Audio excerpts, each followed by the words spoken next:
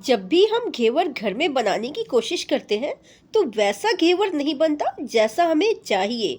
जैसा हलवाई का होता है, जैसा हलवाई लोग बनाते हैं। या तो घेवर टूटने लगता है, या परफेक्ट जाली नहीं पड़ती है, या फिर उतनी क्रिस्पी नहीं बनती है, या वैसा टेक्सचर नहीं आता है।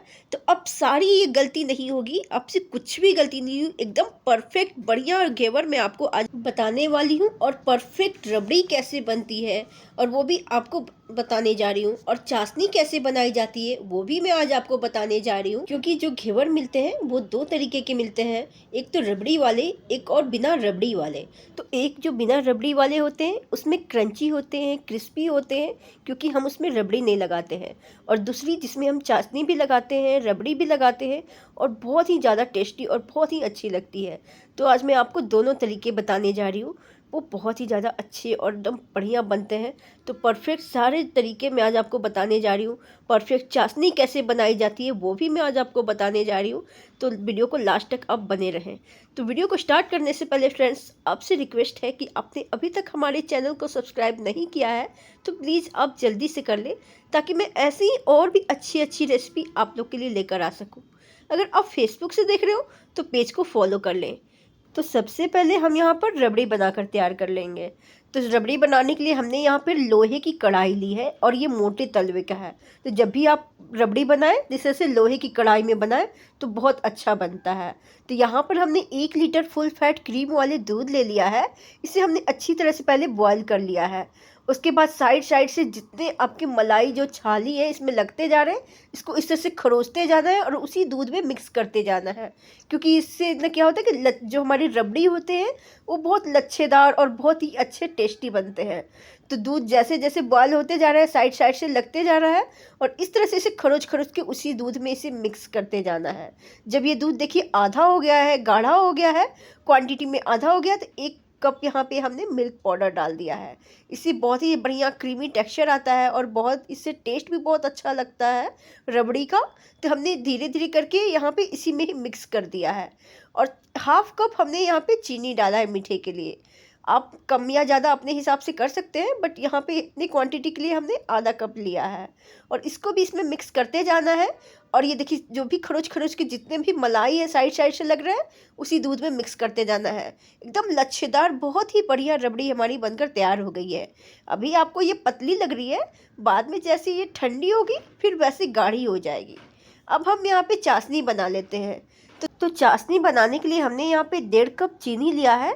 तो 1.5 कप ही हमने यहाँ पे पानी भी लिया है। दोनों हमने यहाँ पे इक्वल मात्रा में लिया है। और यहाँ पे हमने इसे चीनी को घुलने के लिए रख दिया है। जब ये थोड़ी घुल जाए तो इसको बस थोड़ा गाढ़ा करना है। ज़्यादा हमें इसे गाढ़ा नहीं करना रहता है। हल्का जब एक तार की जैसे चाशनी बनने लगे ना, हमें वैसा ही चाहिए, ज़्यादा कुछ नहीं करना रहता है। और तब तक अच्छे से ये बॉयल हो रहा है। और यहाँ पे 3 से 4 ये हरी इलायची है, इसको हमने कूट कर इसमें डाल दिया है। इससे इसका फ्लेवर बहुत ही बढ़िया आता है, थोड़ा टेस्टी अच्छा फ्लेवरफुल लगता है। और इसको भी इस तरह से चलाना है, इसमें मिक्स कर देना है। जब 5 से 10 मिनट हो गया है तो इसको हम यहाँ पे चेक कर लेंगे। थोड़ा सा हल्के हाथों में लेंगे, जब ये हल्का चिपचिपा हो जाए और जैसे एक तार का तार बनता है और तार बनकर टूट जाता है, बस वैसा ही चाहिए था, ज़्यादा इसमें नहीं चाहिए था। तो देखिए यहाँ पे एक तार हमारा बन रहा है। मैं आपको हल्का दिखा रही हूँ, आपको दिख भी रहा होगा, तार बन रहा है और टूट जा रहा है।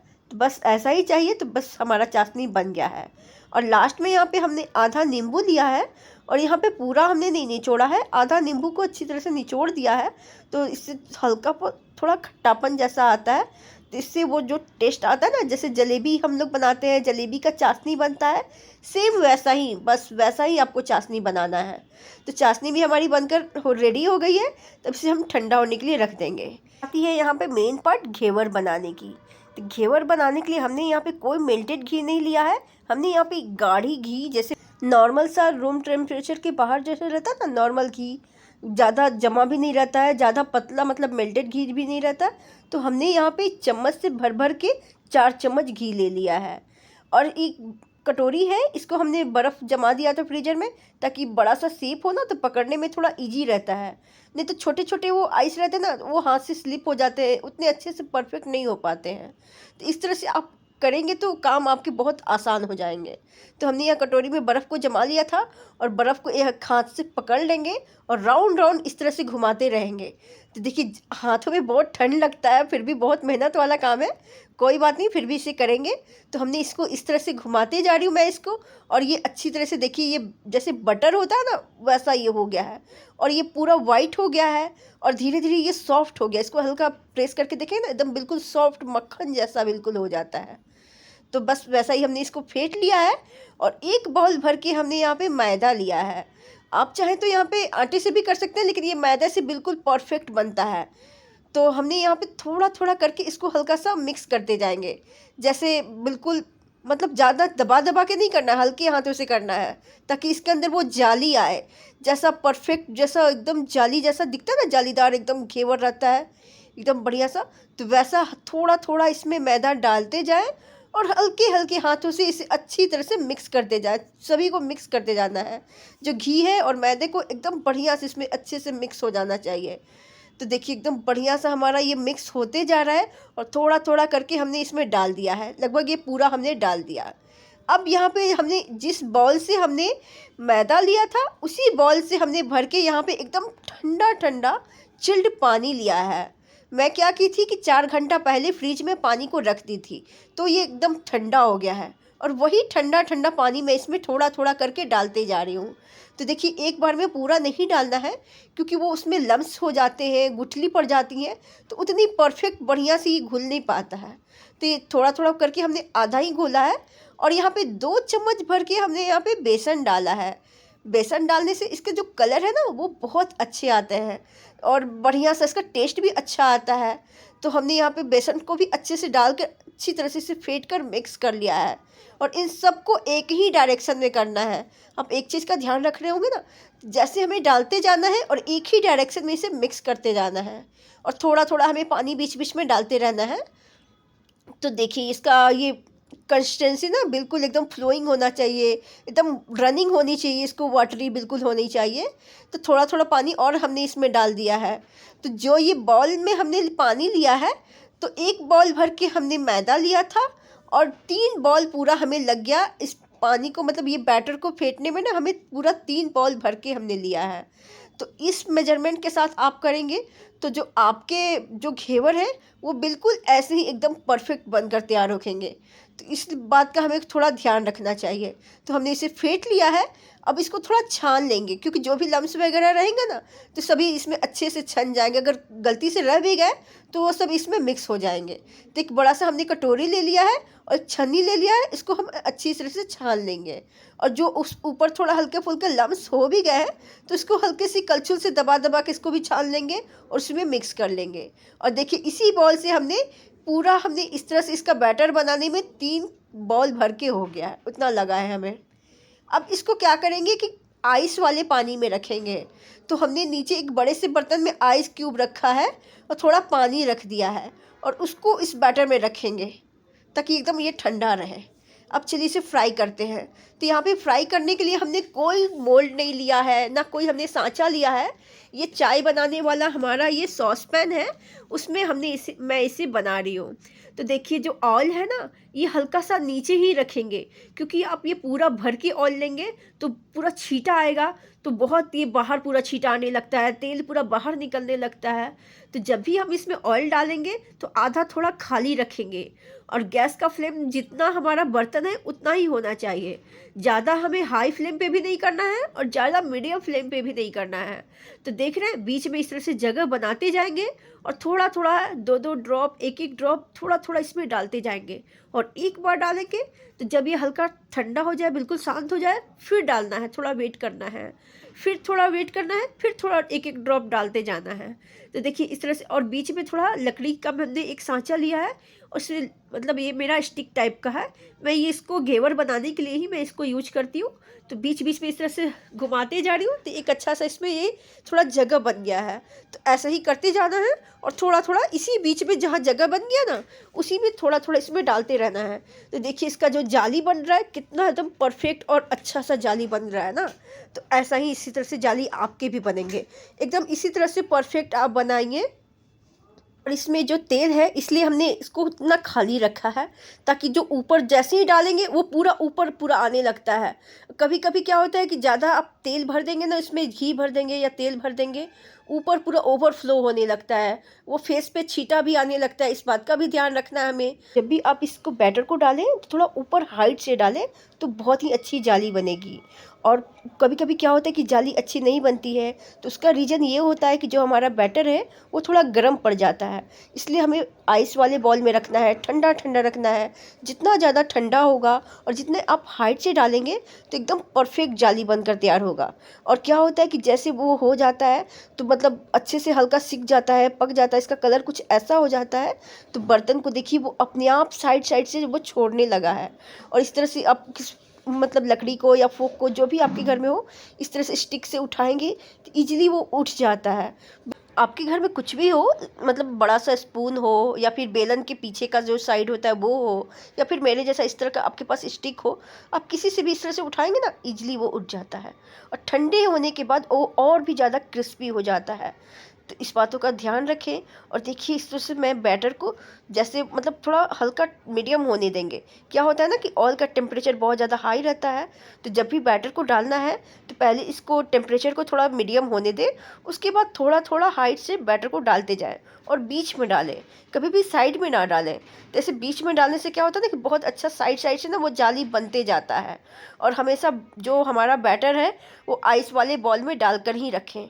जब हल्का गर्म हो जाए तो फ्रिज में ठंडा पानी पहले से आप रखे रहें, तो आपको लगे कि हाँ बैटर थोड़ा गर्म हो रहा है तो ठंडे पानी नीचे में रख दें और ठंडे पानी में रख कर के बैटर को रखें, तो एकदम बढ़िया परफेक्ट जाली बनकर तैयार हो जाएगा। तो देखिए एक एक करके हमने कितने सारे घेवर बनाकर तैयार कर लिए हैं। और इस तरह से नीचे हमने प्लेट रखा है और ऊपर में ये जाली वाला ये हमने स्ट्रेनर रख दिया है, तो जो भी एक्स्ट्रा ऑयल है वो सारा नीचे चला जाता है। और इस तरह से एकदम इजीली हमारा घेवर बनकर तैयार हो जाता है। तो छोटी छोटी बातों का आप ध्यान रखेंगे ना तो बहुत ही अच्छे घेवर आपके भी बनकर तैयार हो जाएंगे। क्या होता है कि कभी कभी आपके जो घेवर होंगे वो टूट जाते होंगे, तो क्या होता है कि आप थोड़े बैटर को कम डालते होंगे, थोड़े वो पतले होते हैं, तो पतले होते हैं इसलिए वो ज़्यादा थोड़ा वीक हो जाते हैं ना, तो वो टूट जाते हैं। तो थोड़ा सा हल्का मोटा रखें मेरे जैसा, तो आपके बिल्कुल भी नहीं टूटेंगे। तो मतलब इतना ऐसा जाली होने के लिए हमने कम से कम 20 से 25 बार ड्रॉप को डाला है। एक बार डालना है, फिर रुकना है, फिर डालना है, फिर रुकना है। तो ऐसे कर करके हमने 20 से 25 बार पूरा डाला है। तो ये इस तरह से मोटा इसका चक्का जाली देख रहे हैं ना कितना बढ़िया बनकर तैयार हुआ है। तो देख रहे हैं आगे से इसका कलर और पीछे से बिल्कुल मधुमक्खी के छत्ते जैसा वो दिख रहा है। तो बस एकदम ऐसा एकदम परफेक्ट, बिल्कुल बहुत ही अच्छा हमने बनाकर तैयार कर लिया है। और आप देख सकते हैं कितनी ज़्यादा क्वांटिटी में हमने बनाया है और कितना, और वो भी सिर्फ एक बॉल भर के हमने मैदा लिया था। सिर्फ एक बॉल मैदे से हमने इतने सारे घेवर बनाकर तैयार किया है। तो सावन का महीना हो और घेवर ना खाएं तो थोड़ा अधूरा अधूरा सा लगता है।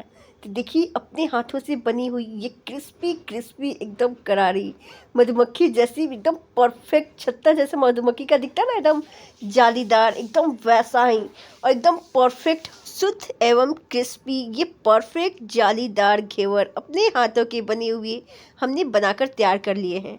और देखिए कितनी अच्छी क्रिस्पी, और इसकी जाली तो देखिए कितनी अच्छी बनी है। तो कुछ कुछ बातों का आप ध्यान रखिए, एकदम परफेक्ट, एकदम बढ़िया। और सावन का महीना हो और इस तरह से आप परफेक्ट घेवर बनाकर ना खाएं तो थोड़ा सा आपको अधूरा सा लगेगा। तो इस तरह से आप बनाएं और ज़रूर बनाकर खाएं। मैं क्या करती हूँ कि जैसे ही सावन का महीना स्टार्ट हो जाता है मैं इस तरह से घेवर बनाकर बहुत सारा रख लेती हूँ और इसी एयर टाइट कंटेनर में आप इसे रख दें। और जब भी आपका दिल करे इस तरह से इसके ऊपर चाशनी लगाएं, रबड़ी लगाएं और खाएं, इंजॉय करें। तो देखिए आपको मैं चाशनी लगा कर दिखाती हूँ।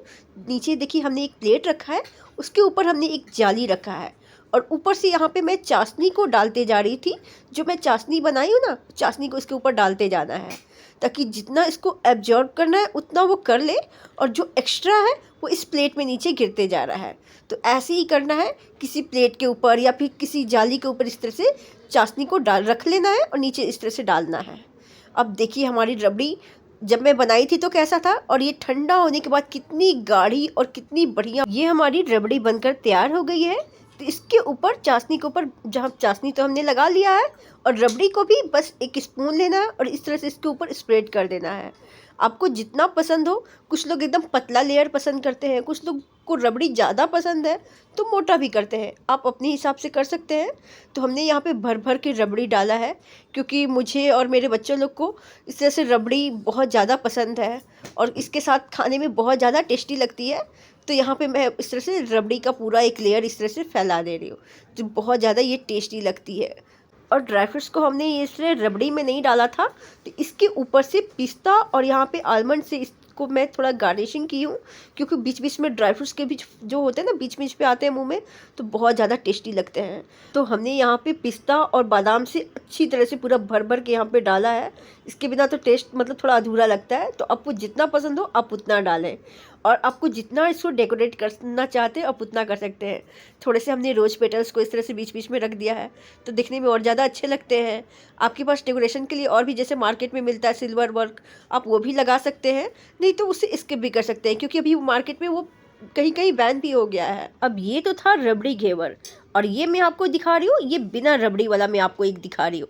इसके ऊपर बस इस तरह से चाशनी सिर्फ डाल देना है और इसी तरह से सेम रखना है जाली के ऊपर। इससे क्या होता है कि जो भी एक्स्ट्रा हमारे जो चाशनी रहते हैं वो नीचे पूरे गिर जाते हैं, और जितना मुझे चाहिए बस उतना ही। इस तरह से जो हमें टेस्ट होता है ना, बिल्कुल बैलेंस करता है, बहुत अच्छा लगता है।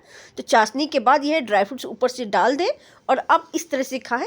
ये बहुत ज़्यादा ये टेस्टी, क्रंची, क्रिस्पी और ये बहुत ज़्यादा टेस्टी लगते हैं।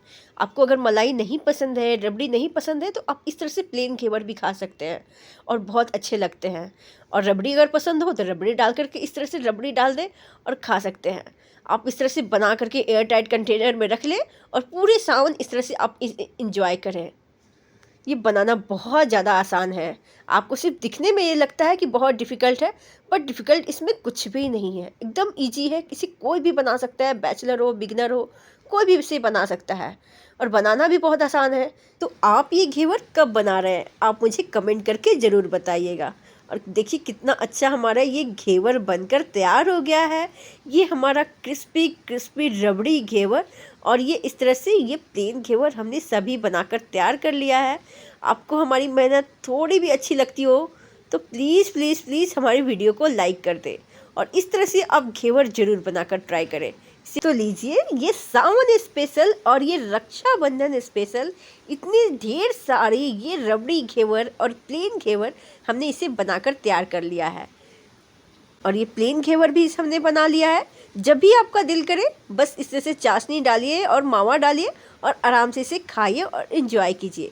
किसी भी एयर टाइट कंटेनर में इसे भरकर रख लीजिए, ये बिल्कुल भी ख़राब नहीं होता है। और जब जब आपका मन करे आप इसे फुल इन्जॉय कर सकते हैं। बस चाशनी डालिए, मावा डालिए और इस तरह से आप खाइए, बहुत ज़्यादा टेस्टी लगती है। तो उम्मीद है आपको हमारी ये मेहनत पसंद आई होगी। अगर पसंद आई हो तो प्लीज़ प्लीज़ प्लीज़ हमारी वीडियो को लाइक कर दें, अपनी फैमिली और अपनी फ्रेंड के साथ शेयर कर दें। अगर आप फेसबुक से देख रहे हो तो पेज को फॉलो कर लें। मिलते हैं एक नई रेसिपी के साथ, तब तक के लिए bye bye and take care.